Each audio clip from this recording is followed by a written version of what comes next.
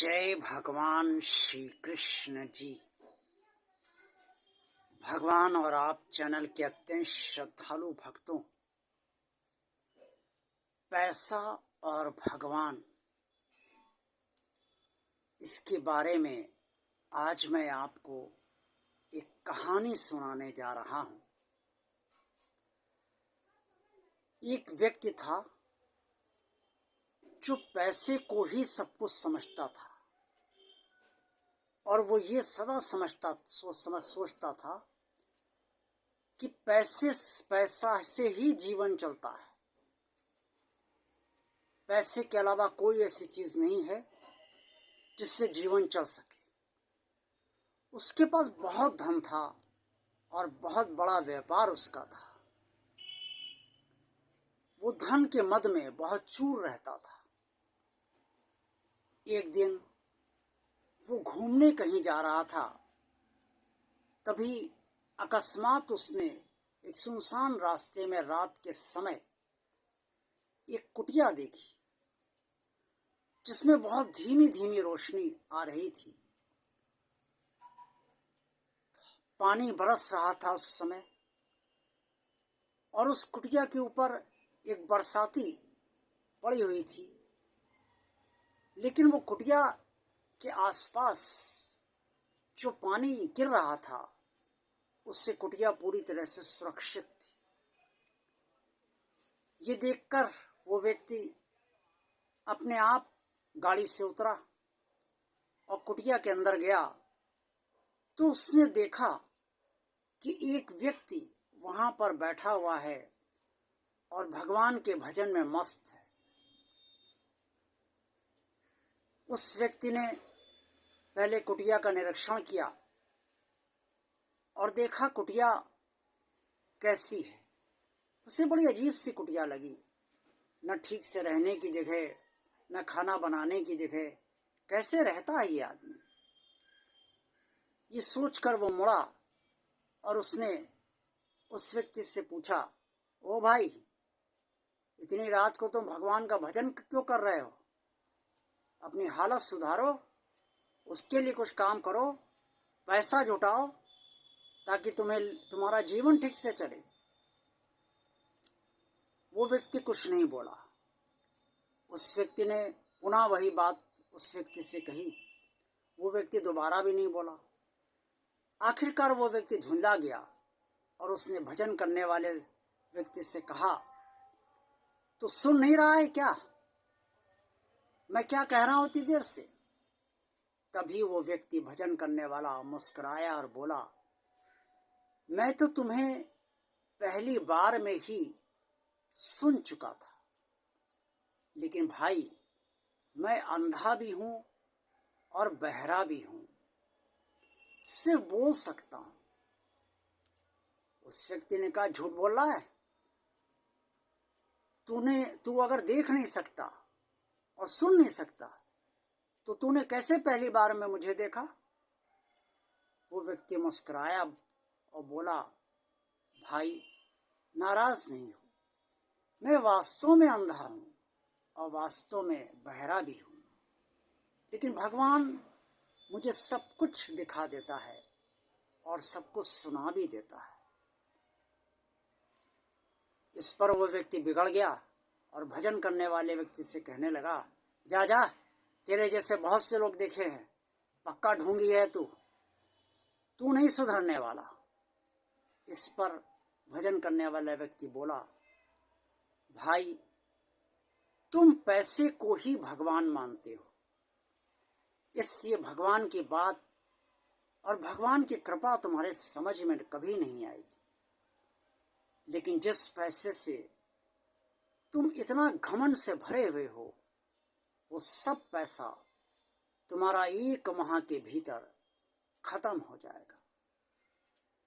इस पर वो व्यक्ति बहुत क्रोधित हो गया और उसने भजन करने वाले से कहा, चल बैठ चुपे, ज्यादा बकबक मत कर, मैं जा रहा हूं। ये कहकर वो व्यक्ति अपनी गाड़ी में बैठा और गाड़ी उसने स्टार्ट कर दी। लेकिन रास्ते में उसके मन में यही बात आती रही कि ये व्यक्ति मुझे कैसे पहचाना अगर ये वास्तव में अंधा है, वास्तव में बहरा है, और मैं आज इससे पहली बार मिला, इससे कैसे पता मेरा इतना बड़ा व्यापार है और मेरे पास बहुत पैसा है, और उसने क्यों कहा कि 1 माह में पैसा ख़त्म हो जाएगा। थोड़े समय बाद वो घर पहुंच गया और उसके बाद सो गया।